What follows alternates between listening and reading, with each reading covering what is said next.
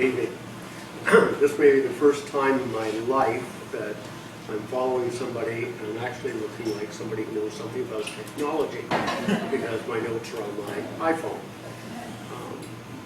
A couple of preliminary comments. I am suffering through a broken jaw, so if I slur my words, it's not because I've been in the bar since noon.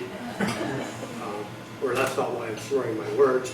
If I don't make any sense, well then I'm just not making any sense. What does the other guy look like? Yeah. The surgeon looks great.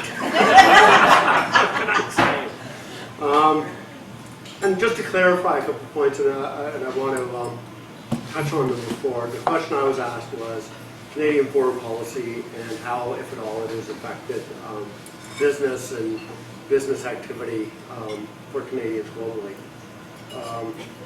I am Canadian. I live in Canada, but I work for a North American private merchant bank, and none of my clients are Canadian, which right there can lead to some questions for a little later if somebody chooses to go down that road. But it is part related to a word that showed up. We had a delightful conversation ahead of time. I want to take this course, by the way. Underfunding. A lot of what you see with Canadian business has more to do with underfunding of resources in their international endeavors than it does anything going on in foreign policy. My personal history, just very quickly, worked in the pharmaceutical industry, joined a very small company, $50 million a year. It was a no-name company that was going to be wiped off the face of the earth by another pharmaceutical company. I'm going to come to that expression again later. When I left 14 years later, we were $2 billion in revenue and the largest vaccine company in the world. Vaccine company. I have since worked in investments. I ran the largest venture capital group in Canada. And now I'm with a merchant bank operating globally. Sorry. This is what I get from using technology. There we talk. So, the question is, how does foreign, it really does, I would argue they're almost entirely separate worlds. The macro world of, what are we doing on the environment, what are we doing militarily, either as peacekeepers or warriors around the world, what is our track record on this or that. Actually, for better or for worse, as I told Terry when she asked me to give this talk, and I said I'm not sure I'm qualified because I don't think it has any direct impact, is, it's irrelevant. Business people tend to be a fairly crass lot, and it's, are we able to do business with you in a way that is mutually beneficial? Who has one of the worst human rights records in the world? China. Last time I checked, Air Canada has a direct flight Toronto to Shanghai with 50% of the seats being business class. I mean, the world is beating a path to their door, and who cares about their human rights record? And if they don't care about China's, they certainly don't care about ours. And similarly, it barely rises to dinner time conversation, offline. What's going on in your country these days, sort of conversation. That doesn't mean you don't have to be compliant. If you're going to Europe and you're going to do business in Europe and you sell certain types of things, unless you really want it to be economically very expensive or to go to jail, I strongly recommend you comply with their environmental laws and regulations. So the question of reputation and foreign policy and what are our environmental is completely different from compliance.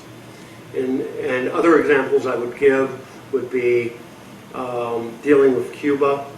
The company I was with was a French company, came to a great surprise to the corporate group when they were told by the U.S. subsidiary that no, you could not do that licensing deal with the Cuban health authority because there was an embargo in the U.S. against Cuba, and you have $1 billion worth of business in the US, and it's going to be very bad for you if you ignore that law. And some of the senior executives were technically officers of the board of the US subsidiary, which means they would have been criminally responsible had anything happened out of France. So compliance it wasn't a moral discussion. It wasn't a reputation discussion. It was a compliance discussion. Okay, this keeps. This is. I'm going to get so much grief for trying to go techo.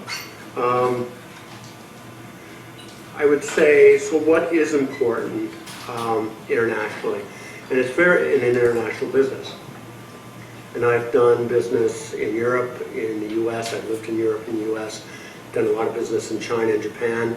If you wanted sort of a very quick code on the difference between a Chinese chief executive and a Japanese chief executive, I can remember being in a formal negotiation with the Japanese. It was one of those things that, official translators are talking Japanese to us, we're talking English to them all the time. Then you go to dinner afterwards, and you can find it first, right off the bat, you find out they're all perfectly fluent in English. And coming back to slurred words, that only happened a few hours later.